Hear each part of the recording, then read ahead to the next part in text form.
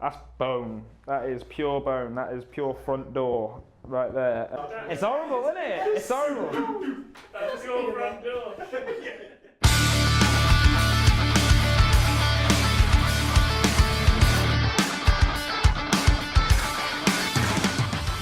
My first like actual proper tattoo, or what I would consider a proper tattoo, was like this bear head on my arm, yeah.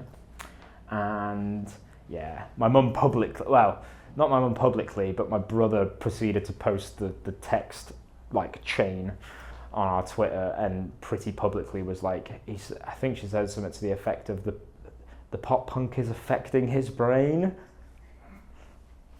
That one was just, I don't know, like one thing I think maybe that people don't maybe quite realize about tattoos, or at least a certain like the culture of like tattooing. Tattoos don't necessarily need to mean anything. Like it can just be that you appreciate the artwork. It can just be that, you know, that particular design has historical importance that a modern tattooer has kind of reworked and made their own, or it can just be that it looks cool. Like, and so I said I wanted a bear breaking out of its chains, out of just like, I don't know, like I was growing up and I was you know, doing neck deep, and I, you know, was kind of breaking out of like, not that I was necessarily chained up by any means, that's probably like dramatic, but yeah, I just thought it was cool. I just thought it would have made a good tattoo, and that's pretty much what all of my tattoos are based on. It's just like, would it look cool?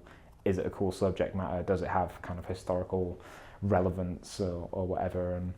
And yeah, that was it really. So no crazy meaning behind it, but yeah, the mother was not happy.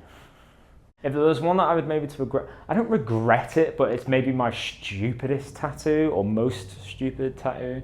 And it's basically a man doing a poo, and it says, it's a Morrissey lyric that says, I'd like to drop my trousers to the Queen, but it is just a man doing a poo primarily. And that's one that I generally tend to keep covered by the socks, maybe in a public situation.